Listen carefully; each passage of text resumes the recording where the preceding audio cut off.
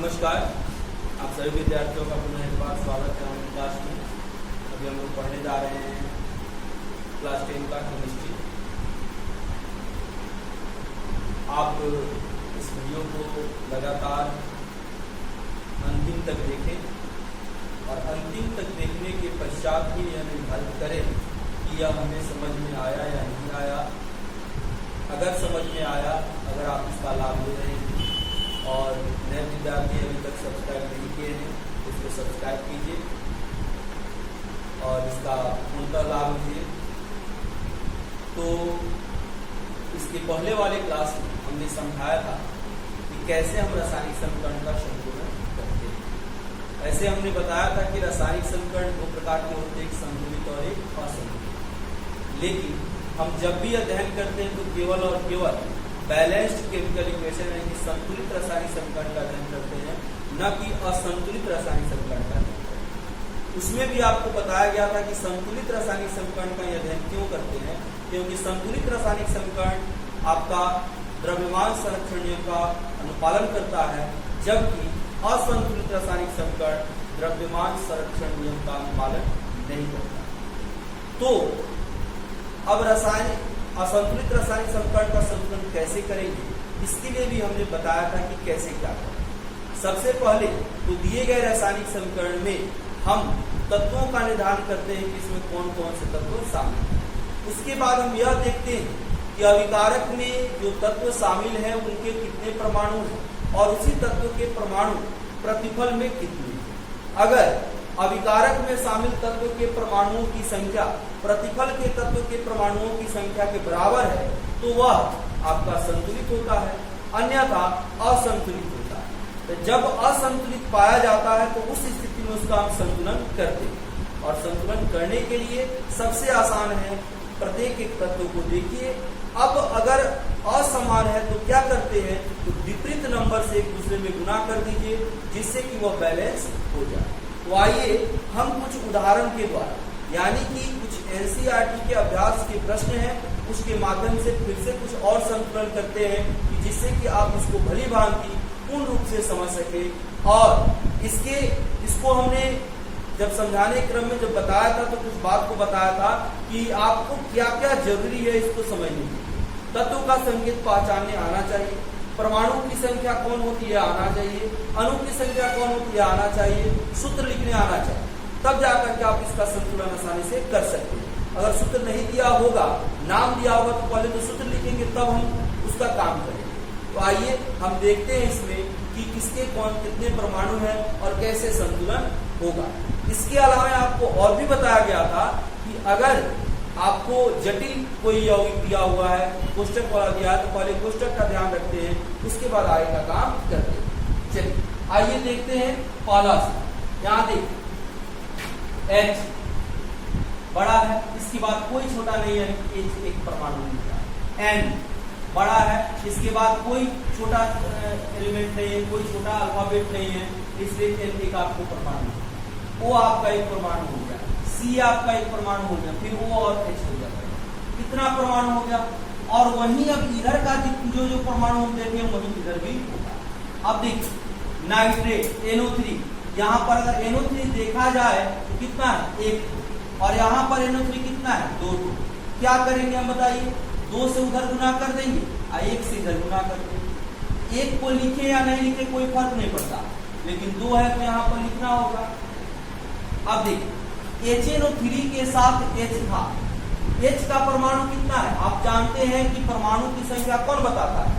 तो कोई तत्व जो लिखा होता है उसका संकेत उसके दाहिने साइड नीचे जो नंबर लिखा होता है वही नंबर उसका परमाणु का संख्या बताता है कि इसका कितना एटम है। तो कहने का मतलब है कि अगर नहीं कोई नंबर लिखा हुआ है तब क्या एटम होगा, तब 1 होगा।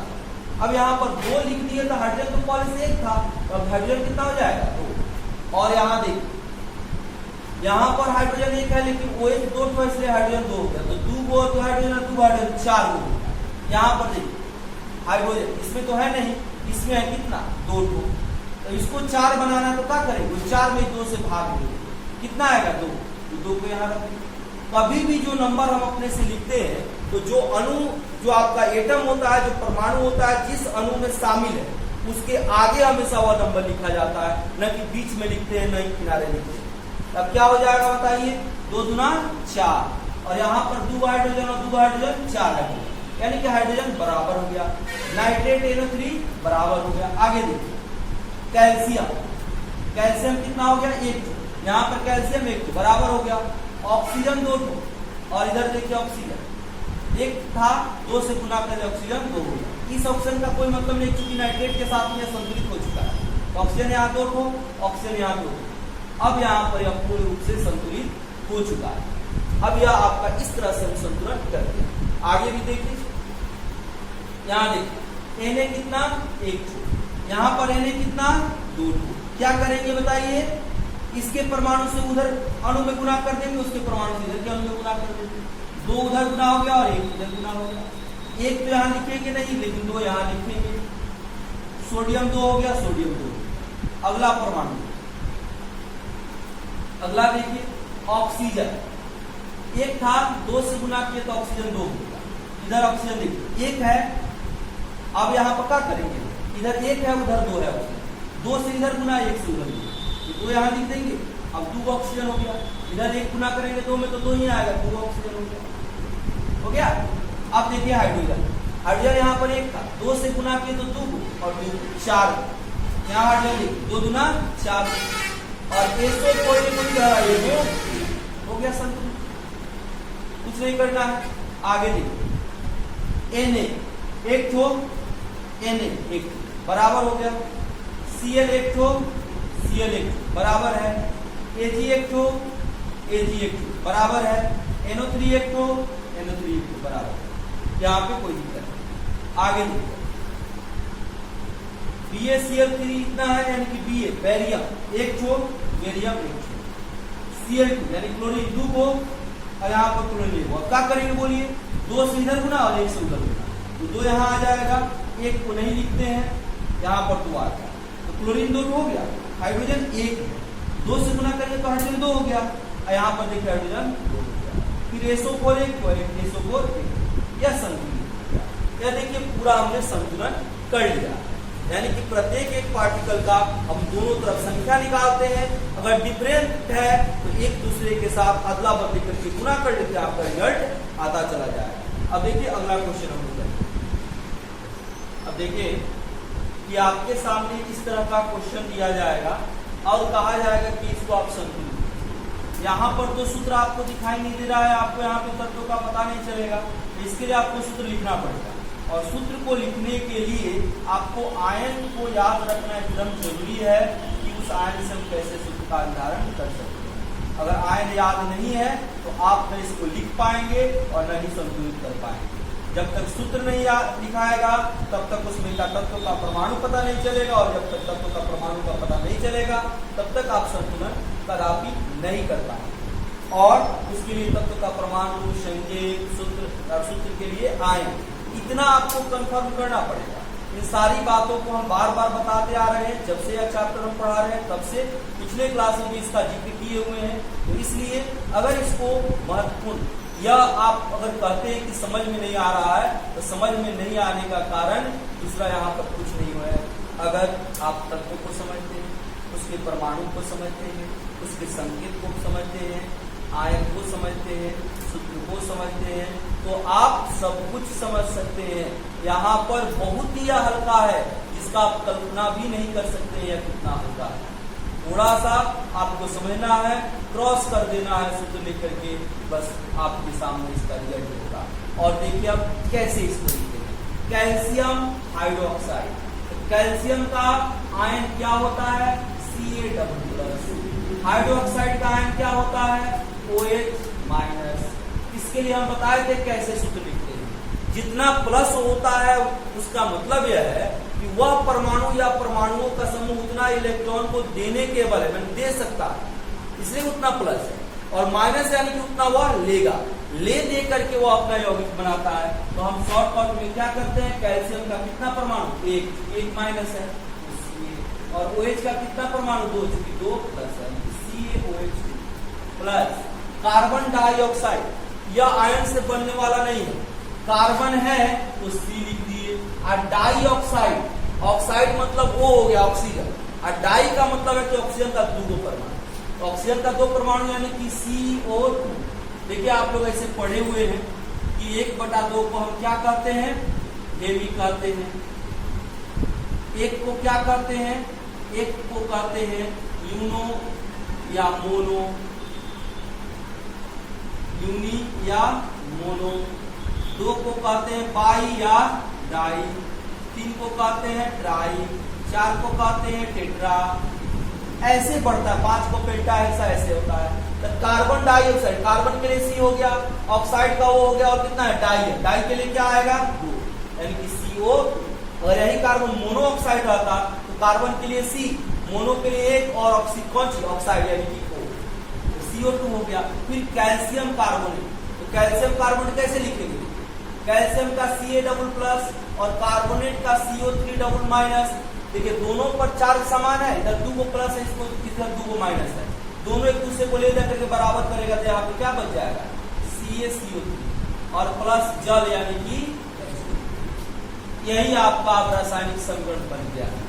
अब इस सूत्र से समीकरण मतलब इस नाम से इसको समीकरण के रूप में लिखने के लिए सूत्र लिखना पड़ेगा, और सूत्र को लिखने के लिए आपको आयन याद रखना पड़ेगा। अब इसको संतुलित हमको करना, यह संतुलित आप नहीं कर सकते थे, चाह करके भी नहीं कर सकते थे, क्योंकि वहां पर पता नहीं है आपको कि किस आपको एलिमेंट का किस परमाणु का किस तत्व का कितना परमाणु है। अब देखिए आप कैल्शियम कितना हो गया 1, कैल्शियम बराबर है ऑक्सीजन देखिए 1 यानी कि यहाँ पर 2 से गुना तो ऑक्सीजन 2, ऑक्सीजन 2 4 हो गया, और यहाँ देखिए ऑक्सीजन 3 और 1 4 हो गया। फिर देखिए हाइड्रोजन 2 हो गया है, हाइड्रोजन 2 है बराबर है, कार्बन 1 है, कार्बन 1 है, तो यह बैलेंस है, इसमें आपको कुछ करने की जरूरत नहीं है, क्योंकि इधर जिस तत्व का परमाणु जितना है उधर इधर भी आपको उस तत्व का उतना ही परमाणु है, आपको कम या ज्यादा नहीं। अब आगे जिंक, जिंक का मतलब हो गया Zn। सिल्वर नाइट्रेट, सिल्वर होता है Ag+, Ag पर एगो प्लस, और नाइट्रेट होता है NO3 पर 1 माइनस, यानी कि एगो प्लस 1 माइनस सीधे मिला देंगे, यह क्या हो गया AgNO3। फिर जिंक नाइट्रेट, तो जिंक पर Zn++ होता है और नाइट्रेट पर NO3 होता है, NO3 प्लस सिल्वर। अब संतुलित कीजिए, NO3 इधर का एक बार 2, इधर का एक बार 1, 2 से इधर गुणा कर Ag अब 2 हो गया, 2 यहाँ लगाते, Zn1 को Zn1 बराबर हो गया। फिर देखिए एल्यूमिनियम, तो Al हो गया, कॉपर क्लोराइड, यह देखिए शक्ति व कर्मन फेको निकुंजन स्कैंडियम, टाइटेनियम, वेनेडियम, उसके बाद chromium, manganese, ferrous, cobalt, nickel, copper और जिंक। इसको कहा जाता है संक्रमण श्रेणी का तत्व, ट्रांजिशन एलिमेंट, यानी कि आप परिवर्तनशील संयोजकता को दिखाता है, यानी कि इसकी संयोजकता वैलेंसी जो है बदलती रहती है। इसलिए सूत्र में भी इसका मान देखने को मिलता है कि Cu सिंगल प्लस भी होता है, डबल प्लस भी होता है। यहाँ पर कॉपर क्लोराइड है, तो सामान्य अगर कॉपर कहा जाता है तो हम डबल प्लस लिखते हैं, तो Cu double plus of chloride यानी कि Cl माइनस होगा, तो क्या लिखेंगे Cu 1 ठो और Cl 2। एल्यूमिनियम क्लोराइड Al पर 3 को प्लस और Cl पर 1 माइनस, Al पर 3 को प्लस और Cl पर 1 माइनस, तो क्या होगा Al अकेला हो जाएगा और Cl का 3, Cl 3 और कॉपर है यानी कि C, यह हो गया। और एल्युमिनियम 1 ठो, एल्युमिनियम 1 ठो, कॉपर 1 ठो, कॉपर 1 ठो, लेकिन क्लोरीन यहाँ 2 है, यहाँ पर 3 है, क्या करेगा 3 से इधर गुना और 2 से इधर गुना, तो देख 2 यहाँ और 3 यहाँ, 3 गुना 6 को क्लोरीन, 2 3 6 को। अब 2 एल्युमिनियम हो गया तो 2 ही हुआ, 3 को कॉपर हो गया तो 3 ही हुआ। फिर देखिए बेरियम क्लोराइड, बेरियम यानी कि Ba होता है और बेरियम पर 2 को प्लस होता है, तो Ba डबल प्लस और Cl माइनस, बेरियम का एगो और क्लोरीन का एगो 2 Ba पर डबल प्लस होता है। पोटेशियम सल्फेट, पोटेशियम का होता है K प्लस, K पर सिंगल प्लस, और सल्फेट का होता है SO4 डबल बॉन्ड। K पर 2 माइनस है, 2 को परमाणु K2 और SO4 K2SO। बेरियम सल्फेट यानी कि बेरियम का Ba डबल प्लस तो Ba हो गया और Ba डबल सल्फेट का SO4 डबल माइनस यानी कि BaSO। पोटेशियम क्लोराइड यानी कि पोटेशियम का K प्लस और क्लोराइड का Cl माइनस यानी कि KCl हो गया। अब देखिए Ba एक को Cl दो को Cl एक को, अब क्या करेंगे दो से इधर लाकर। अब देखिए Cl दो हो गया तो पोटेशियम भी 2 हो गया, पोटेशियम यहाँ पे 2 हो और SO4 है वो SO4 बराबर हो गया। संतुलित करना बहुत ही आसान है, बशर्ते कि आप मेरी द्वारा कही गई बातों का अनुकरण करें। अगर आप उसका अनुकरण नहीं करते हैं तो इसके जैसा भारी कुछ नहीं है और अनुकरण करते हैं तो इसके जैसा हल्का कुछ नहीं है। मैथ साइंस तो महज एक खेल होता है, यह एक चमत्कार है, एक मैजिक है। जितना मन लगा के काम कीजिएगा उतना ही रिजल्ट बढ़िया आएगा। अगर आप इस पे इंटरेस्ट नहीं लेते हैं, इसको ध्यान से नहीं समझते हैं तो आपके लिए बहुत ही ज्यादा भारी हो जाएगा। तो थोड़ा सा यहाँ पर जो बताया जा रहा है, जो जिसका रिलेशन है, उस बात को, उस चीज को आप समझ करके अपने दिमाग में रखेंगे तो आप निश्चित ही इसको अच्छा कर सकते हैं। 4 और क्वेश्चन बताते हैं, उसको भी हम लोग संतुलित करते हैं कि आपको यह बेहतर तरीके से समझ में आए, क्योंकि 2 नंबर आपके एग्जाम में कंपल्सरी है। तो आइए देखते हैं 4 और क्वेश्चन। अब देखिए यहाँ पर भी उसी तरह से है, आपको नाम दिया गया है, सूत्र लिखना है, संतुलित करना है। इस क्वेश्चन में एक और चीज दिया है कि अभिक्रिया का प्रकार लिखना है। तो अभी चूंकि आप अभिक्रिया नहीं पढ़े हुए हैं इसलिए अभिक्रिया के प्रकार को तो आप नहीं समझ पाएंगे, फिर भी यहाँ पर हमको जो कंसेप्ट हम लोग पढ़े उसी के अनुसार भी तत्काल में काम करना है, यानी कि केवल और केवल सूत्र को लिखना है और उसे संतुलित करना है। यानी कि संतुलन करना बहुत ही महत्वपूर्ण है, क्योंकि इससे संबंधित आपसे क्वेश्चन पूछे जाते हैं 2 नंबर, यानी कि 80 नंबर में बिहार बोर्ड के लिए 2 नंबर कन्फर्म है। अब आइए यहाँ पर देखते हैं कि क्या कैसे हम करते हैं। पोटेशियम ब्रोमाइड, तो पोटेशियम ब्रोमाइड है तो पोटेशियम होता है K प्लस, अब ब्रोमाइड होता है Br माइनस। 1 प्लस इस पर 1 माइनस इस पर सीधे हम लिख सकते हैं KBr। एक क्यू। फिर बेरियम आयोडाइड, तो बेरियम होता है डबल प्लस, आयोडाइड होता है I माइनस, तो क्या हो जाए Ba अकेला और I टू Bi। फिर पोटेशियम आयोडाइड, पोटेशियम होता है K प्लस, आयोडाइड होता है I माइनस, ये हो जाएगा Ki plus barium bromide, barium bromide यानी कि बेरियम का हो गया Ba, अब Ba डबल प्लस अब ब्रोमाइड का हो गया Br माइनस, तो Ba अब ब्रोमाइड 1 है माइनस तो Ba हो गया और Br 2 हो गया।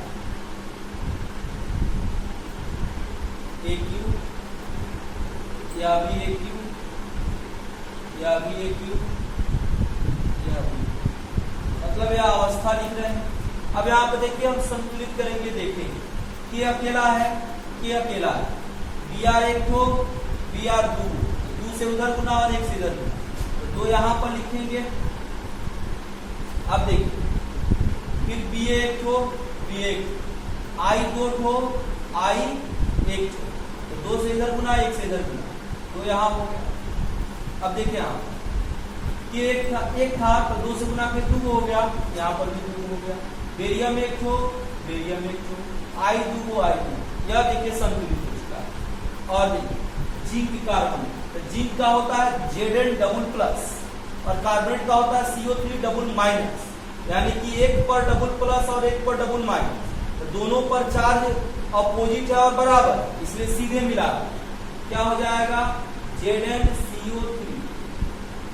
और देखिए जिंक ऑक्साइड, जिंक ऑक्साइड यानी कि Zn पर डबल प्लस ऑक्साइड पर डबल माइनस, तो सीधे मिला देंगे ZnO। फिर देखिए कार्बन डाइऑक्साइड, कार्बन 1 तो ऑक्साइड यानी कि 2 गो डाई है। अब इसको संतुलित करेंगे, मिलाइए जिंक Zn 1 तो 1 तो बराबर है, कार्बन 1 तो कार्बन 1 तो बराबर है, ऑक्सीजन 3 तो 1 तो और 2 तो 3, इसमें सब बराबर, इसमें कहीं कुछ आपको करना नहीं। और देखिए हाइड्रोजन, तो हाइड्रोजन को हम लिखते हैं H2, क्लोरीन, इस इसको लिखते हैं Cl2। या देखिए किसी भी परमाणु की परमाणविक अवस्था है इसी रूप में रहता है ना, यानी क्लोरीन द्विपरमाणिक होता है। जब क्लोरीन की बात आएगी तो उसको Cl2 ही लिखेंगे। हाइड्रोजन की जब बात आएगी तो हम H2 ही लिखेंगे। हाइड्रोजन क्लोराइड यानी कि HCl, क्योंकि हाइड्रोजन का H प्लस होता है, क्लोराइड का Cl माइनस होता है। एगो प्लस एगो माइनस मिलाएंगे तो HCl हो जाएगा। और देखिए अब इसको हम बैलेंस करें, हाइड्रोजन 2 तो हाइड्रोजन 1, तो 2 से इधर गुना कर देंगे, हाइड्रोजन 2 हो गया। क्लोरीन 1 था, 2 से गुना किया तो क्लोरीन 2 और क्लोरीन 2 यह हो गया बराबर। फिर देखिए मैग्नीशियम Mg हो गया, हाइड्रोक्लोरिकम यानी कि HCl हो गया। फिर मैग्नीशियम क्लोराइड, तो मैग्नीशियम डबल प्लस होता है और Cl माइनस होता है, तो Mg Cl माइनस होता है यानी कि 1 तो मैग्नीशियम 1 हो गया और क्लोरीन 2, क्योंकि मैग्नीशियम पर 2 को प्लस होता है इसलिए MgCl2 हो गया।